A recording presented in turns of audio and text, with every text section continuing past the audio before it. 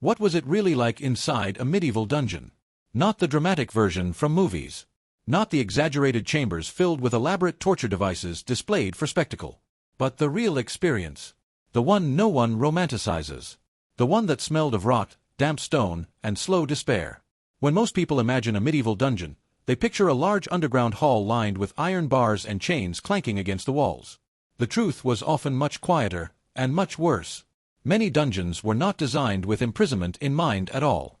They were storage rooms, cellars, forgotten spaces beneath castles and fortresses, repurposed for human confinement. Some were nothing more than pits carved into the earth, accessible only by a trapdoor in the ceiling. Once lowered inside, there was no door to push open, no handle to reach. Only vertical stone walls and darkness above. The air inside these spaces was thick and wet. Medieval castles were built of stone, and stone breathes cold. Moisture seeped through the walls constantly. Water trickled down into the floors, mixing with dirt, straw, waste, and sometimes blood. There was rarely proper drainage. Prisoners lived, slept, and relieved themselves in the same confined space. The smell would have been overwhelming, a mixture of mold, human sweat, unwashed bodies, and sickness. Light was a luxury. Many dungeons had no windows at all. In deeper cells, the only light came when a guard opened the hatch above to lower food or check if the prisoner was still alive. Imagine living not knowing whether it is day or night. Imagine time dissolving into an endless stretch of darkness. The human mind depends on rhythm, sunrise and sunset, warmth and coolness, and without it, perception begins to fracture. Psychological suffering often began long before physical harm. Contrary to popular belief, torture was not always constant or theatrical. In many cases, the dungeon itself was the punishment. Starvation, isolation, and uncertainty could break a person more effectively than any device. Food was minimal: coarse bread, thin broth, sometimes nothing at all if a prisoner was being pressured for information. Water could be dirty. Illness spread quickly in enclosed spaces. Infection required no blade. A small cut could become fatal within days. But torture did exist, and it was used strategically. Medieval authorities did not randomly torment prisoners for amusement, as legends often suggest. Torture was typically employed during interrogations, especially in cases involving treason, heresy, or political betrayal. It was considered a legal tool in many regions, though often regulated by specific rules. The goal was confession. Truth was less important than compliance. And yet, one of the greatest tortures inside a dungeon was uncertainty. Many prisoners were never formally sentenced. Some awaited ransom. Others were political hostages. A noble captured in battle might be held for months or years while negotiations unfolded. Unlike common criminals, wealthy captives were often treated better, sometimes even allowed relative comfort, because they were financially valuable. Meanwhile, peasants accused of theft or debt could rot in a cell with little chance of release. There is another myth worth confronting: the idea that all dungeons were filled with screaming victims chained to walls. In reality, chains were expensive. Iron was valuable. Permanent shackling was not always practical. Some prisoners were bound, yes, especially those considered dangerous. But others were simply locked in and left.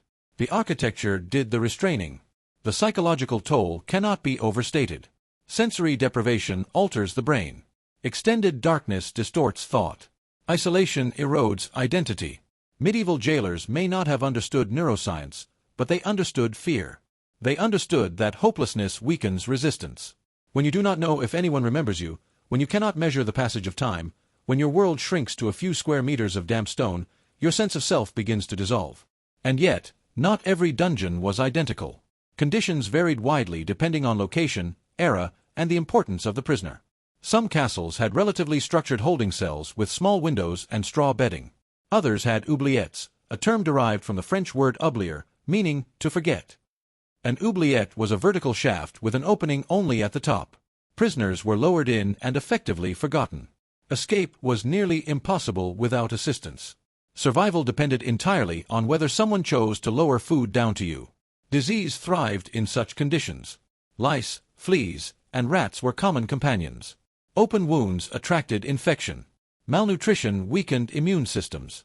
In an age before germ theory, sickness inside a dungeon could spread unchecked. A fever could mean death. And death inside a confined space did not always result in immediate removal. Bodies might remain for hours or longer, intensifying the horror for those still alive.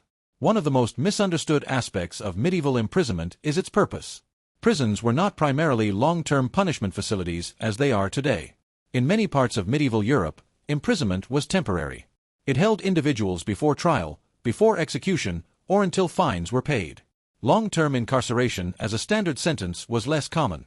This means that for many prisoners, the dungeon was a waiting room for something worse.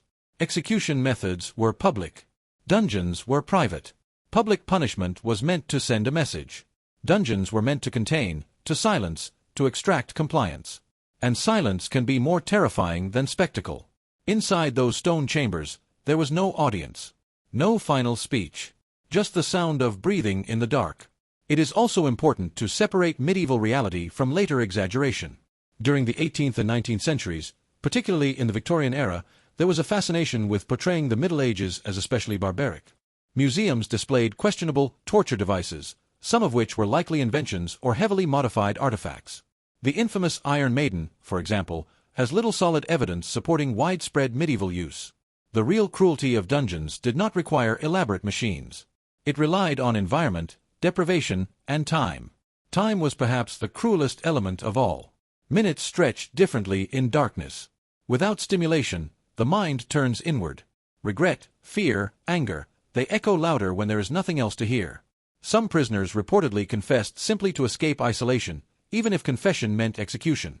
In that sense, the dungeon functioned as both cage and weapon. And yet, history also records resilience. There were escape attempts, rare, dangerous, often unsuccessful, but driven by sheer desperation. There were prisoners who survived years of captivity and later returned to power. There were political detainees who endured darkness and emerged hardened rather than broken. Human endurance is unpredictable. So what was it really like inside a medieval dungeon? It was not a theatrical chamber of constant screams. It was colder, quieter, slower. It was damp stone pressing against fragile flesh. It was hunger gnawing at the edges of thought. It was the absence of light dissolving certainty. It was waiting, for ransom, for confession, for judgment, or for death. The medieval world was not uniformly savage, nor was it gentle. It was pragmatic, shaped by limited resources and harsh realities. Dungeons reflected that pragmatism. They were not built to entertain cruelty. They were built to control bodies and silence threats. The horror came not from spectacle, but from neglect. And perhaps that is what makes them so haunting even now. Not the myths. Not the exaggerated devices. But the simple image of a human being lowered into darkness, the hatch closing above, the sound of footsteps fading, and the realization that the world outside continues, indifferent, while you remain below, counting breaths in the cold. Because in the end, the true terror of a medieval dungeon was not what was done to you. It was being forgotten.